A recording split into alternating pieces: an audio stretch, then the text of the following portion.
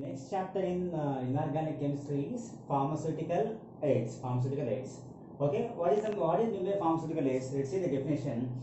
Pharmaceutical aids are the drugs and substances. These are the drugs and substances which have no or which may have little pharmacological effect, which may have therapeutic pharmacological effect or which may not having any pharmacological effect. But they are essentially used in the preparation of pharmaceutical dosage forms like tablets, injections, ointments, emulsions, creams, etc. Okay, these are the drugs and substances. These generally pharmaceutical aids, aids are the drugs or the substances. They may be having pharmacological effect or may not be having any pharmacological effect. Okay, but these drugs are useful for the preparation of for various dosage forms like tablets, injections, ointments, emulsions, creams, like etc. Here pharmaceutical aids nothing but helping agents only. Here nothing but simply we can call it as helping agent. So if you see any tablet, okay, here if you see any tablet, there is an active pharmaceutical ingredient. Okay, except active pharmaceutical ingredient, many substances are there except APA. Okay, remaining all except APA, remaining all substances are known as pharmaceutical aids. The meaning. Okay, what is the important? Why we are using these substances while preparing the tablets or ointments or injections? What is the necessity? Means pharmaceutical aids may be required for such purpose as preservation, stabilization, acidification, alkalization, suspending, excipient, antioxidant, alkalization, absorption, etc. Here, these drugs, if you see any tablet, okay, here except APA, remaining many drugs are there. All these drugs can be called as excipients in necessary, commonly. These drugs can be also known as pharmaceutical aids. What is the importance of those pharmaceutical aids? Means they may be useful for preservation purpose, preservation of such tablet. Okay, or maybe it may be stabilize that dosage form, or stabilize the APA, or it may be acidify that, or alkalize that. Okay, it may be useful as a suspending agent. It may be used as a excipient or antioxidant or alkalization, absorption, etc. Here these many properties having, having this substance. That's why these are useful while preparing the tablets or injections or ointments, etc. Here many times pharmaceutical aids referred as pharmaceutical necessities. See the name, necessities means which are important, which are valuable for preparation, necessities. Okay, let's see the classification. Here many many, it is classified into some categories. Okay, here first category, those are antioxidants and preservative. Examples under this category: sodium bisulfate and sodium metabisulfate. And the next second category, absorbents and adsorbent. Examples under this category: aluminum sulfate and activated charcoal. Here lubricant, example magnesium stearate, talc, etc. Topical protectant, example zinc stearate. Thickening agent, sodium carboxymethyl cellulose pectone. Solvents are vehicles, purified water, water for injection, sterile water for injection. This classification indicates the importance of pharmaceutical aids or pharmaceutical substances, that necessary substances. If you see here, these substances, here antioxidant, these sodium bisulfate, sodium metabisulfate acts as antioxidants. If suppose if you see the sodium bisulfate or sodium metabisulfate in any formulation, the importance of sodium bisulfate and sodium metabisulfate is those are acting as antioxidant. These are not APA. These can be considered as excipients. Okay, the importance is antioxidant. That's why we are using. Okay, adsorbent. Example: aluminum sulfate and activated charcoal. Lubricant, topical protectant, thickening agent, solvent or vehicles. Let's see one by one. First category, antioxidant. The name itself indicating it acts against the oxidation. Anti means opposite. It against the oxidation. Okay, means it prevents the oxidation of APA. For suppose if any tablet or any solution, if you expose to UV light, or if you expose to environment, the APA or active pharmaceutical ingredient or main ingredient may be decomposed or degrade. Okay, if you prepare the tablet by using antioxidant means, the compound cannot be degraded by oxidation whenever it is exposed to environment. That is the importance of antioxidant. Okay. Antioxidants are the reducing agent. We know that it is acting on opposite to oxidation, means reducing agents. which are added to the drugs or pharmaceuticals, okay, to prevent their oxidation, means to prevent the pharmaceutical substances or APA, to prevent their oxidation of APA through oxidative process. How antioxidants shows their action by two different mechanisms. It shows by action two different mechanisms. What are those? Antioxidant get oxidized in the place of active drug constituent. What is the meaning of that? Suppose if active drug is undergoing, if active drug is decomposed by oxidation whenever it is exposed to sunlight, means, okay, in that condition, if the tablet is prepared by these antioxidant, means, okay, these substance will be oxidized in the place of APA or active drug constituent.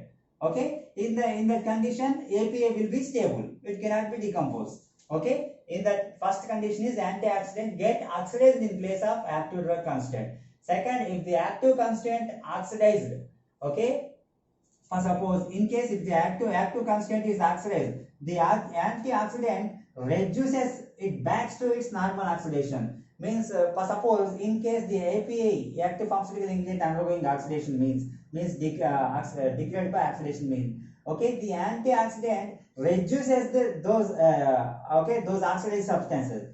It will return back to the normal position by this antioxidant. These two, it will act as antioxidants by these two mechanisms. What are the components? Sodium sulfate, sodium bisulfate, and sodium hydrobisulfate. Let's see the first example, sodium bisulfate. Molecular formulas NeHSO3, hydrogen integrate bisulfate. Molecular weight 104.6 gram per mole. Here, synonym of sodium bisulfate is sodium hydrogen sulfate. Sodium hydrogen sulfate. Here it is a sodium. Here it is having hydrogen, right? So sodium hydrogen, SO3 means sulfate. Sodium hydrogen sulfate.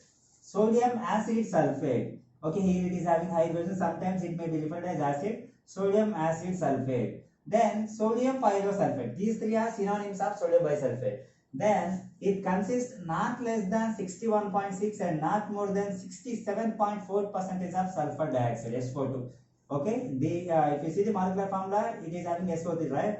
In that, the minimum content of SO3 is 61.6. Maximum is 67.4. Okay, let's see the properties of sodium bisulfate. Okay, it occurs as white granular powder, white crystals. Freely, next, after color, next, the solubility of the compound we have to see. It is freely soluble in water, slightly soluble in alcohol. And sodium bisulfate as an odor of sulfur dioxide. Okay, we know that the structure consists of sulfur dioxide, so it is having odor of sulfur dioxide. Next, fourth property, it is neutralized by adding acids to yield sulfurous acid. Okay, whenever sodium bisulfate is treating with acid, okay, it will produce sulfurous acid, which is actually the solution of sulfur dioxide in water. Let's say the statement. Okay, sodium bisulfate. So here sodium bisulfate is treating or neutralizing with the acid, that is hydrochloric acid. According to the statement, what will produce? Sulfurous acid forming, right? H2SO3 is forming along with sodium chloride. Here sodium is reacting with chloride, NaCl will form. Then this hydrogen is left, it will combine with HSO3, so H2SO3 will form. Sulfurous acid will produce. Okay, I told you that the sulfuric acid, which actually solution of sulfur dioxide in water. Okay, this is sulfurous acid, it produces sulfur dioxide and water. Okay, these are the properties. Okay, next, preparation. It is usually prepared by passing sulfur dioxide into the solution of sodium thiosulfate. Okay, prepared by sodium carbonate. Okay, it is usually prepared by passing sulfur dioxide solution, okay, through the sodium carbonate solution until the solution is saturated. You see here, this is the sulfur dioxide. Okay, here it is the aqueous solution of sodium carbonate. If you pass the sulfur dioxide through the aqueous solution of sodium carbonate, here sodium bisulfate is produced along with carbon dioxide. You see here Na2, so 2 moles of sodium is there. Here how many moles of hydrogen? 2, right? 2 NaH. Here how many moles of sulfur? 2, right? So 2 NaHS. Here you can observe here 3 oxygen, 4, and here 2 into 2, 4. Out of 8 oxygens, here 6 oxygens are utilized for formation of 2 NaHSO3. Here 2 into 3, 6. Remaining two oxygen will be liberated with carbon. Okay, so carbon dioxide will be formed. Okay, here it is also prepared by passing sulfur dioxide through NaOH solution. You see, NaOH, if you pass sulfur dioxide through NaOH solution, NaHSO3 will be produced. Simple. It is prepared by passing aqueous solution of passing sulfur dioxide through aqueous solution of sodium bicarbonate or sodium hydroxide solution. Simple. Then assay of sodium bisulfate. How we will estimate the content of sodium bisulfate? How means, okay, simple. Sodium bisulfate, remember, it is done by redox titration. Redox. You see this diagram. Simple. This one you consider as a beaker. This one is considered as a conical flask. Okay, in the beaker we have here 0.1 normal sodium thiosulfate, that is a titrant. Okay, sodium thiosulfate solution, standard sodium thiosulfate solution. Okay, if you see in the conical flask, 0.2 grams of sodium bisulfate we have to take, 0.2 grams, nothing but 200 mg. Okay, it is dissolved in 50 ml of 0.1 normal iodine solution. 0.2 gram of sample is taken in conical flask, dissolved in 50 ml of 0.1 normal iodine solution. To this we need to add 1 ml of hydrochloric acid. Okay, after adding hydrochloric acid, keep it aside for 5 minutes. Okay, keep it aside for 5 minutes. Next, you need to add starch solution as an indicator. What is the indicator? Starch. So, then titrate this contents of flask with 0.1 normal sodium thiosulfate solution until you get blue color as an endpoint. Blue color as an endpoint. This is the assay. Simple. 0.2 gram of sample is dissolved in 50 ml of 0.1 normal iodine solution. And to this we need to add 1 ml hydrochloric acid and keep it aside for 5 minutes. Then you need to add starch solution as an indicator. Titrate the contents of flask with 0.1 normal sodium thiosulfate solution until you get blue color as an endpoint. And keep in mind, this is okay done by assay is done by okay redox titration. Then uses of sodium bisulfate. What are the uses? We know that this is antioxidant property. It is used as a pharmaceutical aid. Okay, in the form of antioxidant. Used as an antioxidant and stabilizing agent. Okay, it is a constant. Okay, means it is an ingredient in epinephrine hydrochloride injection, phenylephrine injection, ascorbic acid injection. Means it is okay. It gives stability or it is an antioxidant constant. So all these preparation, this sodium bisulfate is used because it gives antioxidant. Okay, it prevents the oxidation of ephedrine and phenylephrine and ascorbic acid. Okay, then it is also used to solubilize, to dissolve the kidney stones. Important thing. And last one, it is also used to remove permanganate stains. Permanganate stains nothing but color. So this is about sodium bisulfate. Sodium bisulfate of antioxidant. The next compound in the antioxidant is sodium metabisulfate. Sodium metabisulfate. Here almost this properties and assays preparation is almost similar to sodium bisulfate. You see, sodium bisulfate formula Na2S2O5, molecular weight 190 gram per mole, and synonym disodium pyrosulfate, sodium pyrosulfate. Here it is having 2 moles of sodium, right? So disodium pyrosulfate or sodium pyrosulfate. Let's see the properties of sodium metabisulfate. It is a colorless crystalline powder or white light yellow crystal. It may be have white light yellow color or colorless crystalline powder. And next one after color, then odor and taste, right? It has odor of sulfur dioxide, same as like sodium bisulfate. Odor of sulfur dioxide, and it has acidic saline taste. Acidic saline taste. Then coming to solubility, same as like sodium bisulfate, it is freely soluble in water and glycerol, slightly soluble in alcohol. Then fourth one, its aqueous solution is acidic to litmus paper. So it gives acidic to the litmus paper. So and fifth property same as like that of okay some sodium bisulfate. You see, when dissolved in water, it is immediately converted to bisulfate with aqueous acid is sulfuric acid. So if you see here, this is the sodium bisulfate. When this compound is dissolved in water, this is the water. So what is happening? What is producing? Sodium bisulfate. Okay, sodium bisulfate. Sodium bisulfate which aqueous solution. Okay, sodium bisulfate will be produced. Okay, and you can see this sodium bisulfate react with hydrochloric acid. What will form? Sodium chloride and okay, sulfuric acid will be formed, right? Same, the sulfuric, we know the sulfuric acid is a solution of okay, a solution of water and sulfur dioxide. Same, okay. Same as like, okay, this is about properties. Next one, preparation. Okay, it is prepared by preparation of sodium metabisulfate. It is prepared by saturating hot concentrated NaOH solution with sulfur dioxide.